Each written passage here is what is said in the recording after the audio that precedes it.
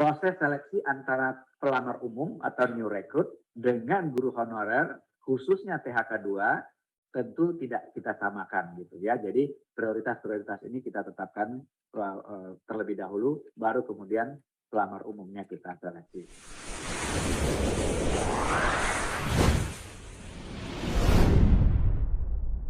Rekrutmen 2022 ya, kami waktu itu dari Kementerian PAN dan RB mengeluarkan edaran bahwa pengadaannya untuk sementara fokus PPPK dulu deh.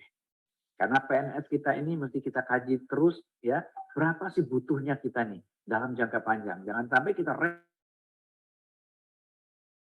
ternyata kebutuhannya sudah tidak sebanyak itu pada saat instansi pemerintah berlomba-lomba melakukan digitalisasi. Jadi semua instansi pemerintah saat ini berlomba-lomba menerapkan SPBE dan digitalisasi. Nah, tentu kebutuhan untuk PNS mesti kita hitung ulang. Itulah sebabnya mengapa 2022 pengadaan ASN ini kita fokus dulu PPPK. Insya Allah 2023 setelah kita coba kaji ulang nanti, ketemu kebutuhannya, kemudian PNS tentu kita akan rekrut kembali sesuai dengan prioritasnya. Jadi ada 4 hal yang kami sampaikan di surat edaran Menteri PAN RB nomor B1161 di tahun 2021 yang lalu. Pertama, pandemi COVID ini dengan penyederhanaan birokrasi yang kita lakukan tentu merubah pola kerja kita dalam birokrasi. Karena itu fokus dari rekrutmen kita 2022 ini adalah pada pelayanan dasar dulu yang memang dibutuhkan oleh masyarakat. Dalam konteks ini adalah guru dan tenaga kesehatan. Dan yang ketiga, kita masih punya PR menyelesaikan kawan-kawan honorer STHK 2. Karena itu fokus rekrutmennya, ya, guru dan tenaga kesehatan haruslah memberikan prioritas kepada THK 2 ini. Karena kalau tidak nanti nggak selesai-selesai, sementara kita rekrut terus yang baru begitu. Nah, tentu sistem rekrutmennya kita perbaiki. Dan kemudian gaji dan tunjangannya diusulkan oleh instansi dan daerah, dan kita usahakan bahwa untuk pelayanan dasar ini dipenuhi anggarannya. Nah, inilah prioritas kita di tahun 2022. Pada tahun sebelumnya, 2021, kita sebetulnya sudah memberikan afirmasi-afirmasi kepada THK 2, guru non-ASN dan lain-lainnya, yang punya sertifikasi, yang di atas 35 tahun, THK 2, sudah diberikan afirmasi. Tetapi rupanya proses yang kita lakukan seperti itu belum menyelesaikan masalah. Ya, misalnya THK 2-nya lulus dengan afirmasi, ya, lulus ambang batas, tetapi rankingnya kalah oleh pelamar baru, pelamar umum. Sehingga akhirnya formasinya diisi oleh pelamar umum.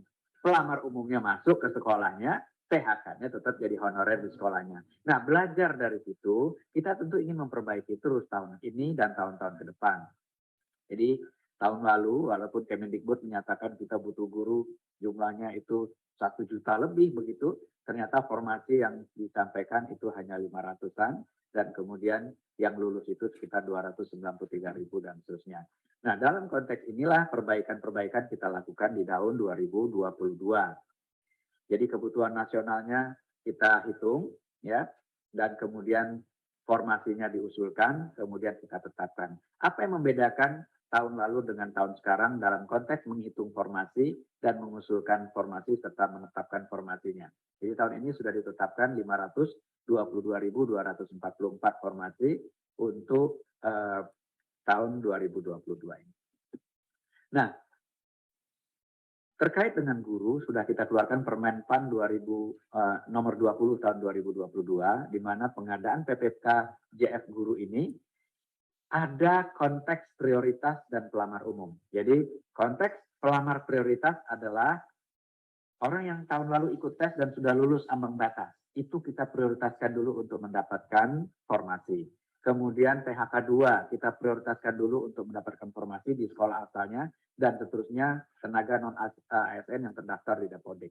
Nah, barulah kemudian setelah formasi itu dikunci, ya, sesuai dengan yang sudah lulus dan THK 2 dan lain-lain tadi, barulah pelamar umum kemudian kita buka. Itu sudah kita tetapkan, dan insya Allah itu mudah-mudahan bisa mengurai persoalan yang kemarin ini tidak selesai dengan proses yang kita lakukan di tahun 2021. Kemenkes juga begitu, ya.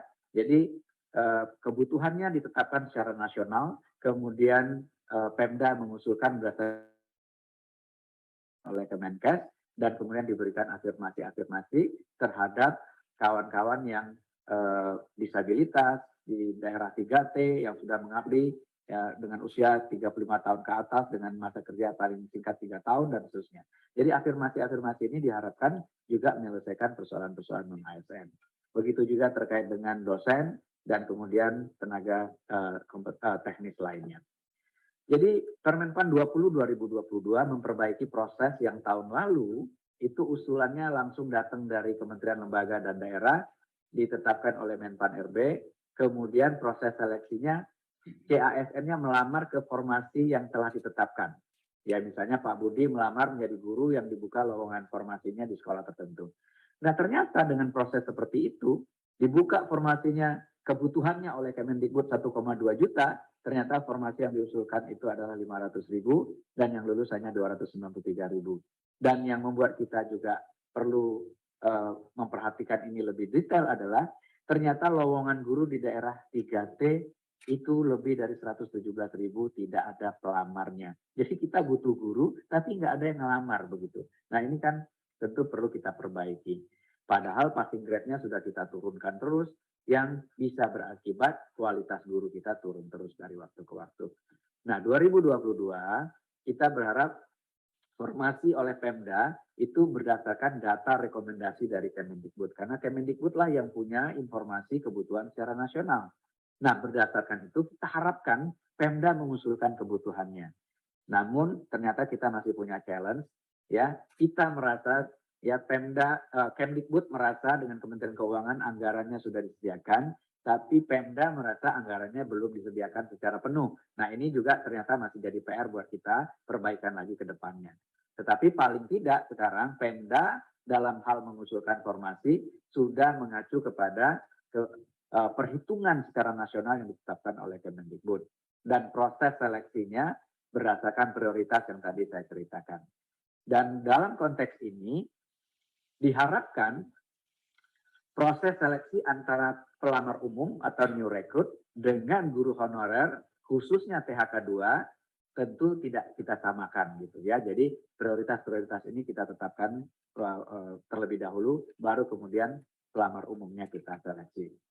Dan alokasi formasi itu bisa dilakukan oleh Pemda kepada daerah-daerah yang membutuhkan yang barangkali ya pelamarnya tadi tidak ada di tahun lalu itu.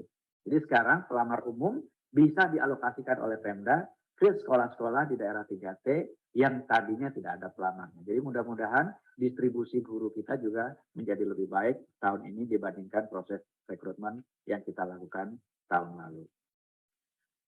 Nah, syaratnya apa? Syaratnya tentu datanya harus rapi. Nah, dalam hal ini Pemda bertanggung jawab untuk akuntabilitas data yang kemudian diverifikasi oleh Kemendikbudristek. Nah, ini nanti mungkin Pak Harmen akan cerita apa tantangannya di lapangan dan bagaimana kita akan menyelesaikan tantangan-tantangan itu. Dan sekali lagi, pelamar umum kita buka tetap, tetapi setelah terlebih dahulu kawan-kawan yang tahun lalu lulus ambang batas, yang THK 2, yang non-ASN terdaftar di Dapodik, itu kita berikan prioritas terlebih dahulu untuk masuk ke dalam formasi yang ada di sekolah asal mereka. Baru kemudian kita buka untuk pelamar umum yang memungkinkan juga pelamar umum ini ditempatkan oleh Pemda sesuai dengan kebutuhan daerah. Ya, apakah itu daerah 3T atau bukan.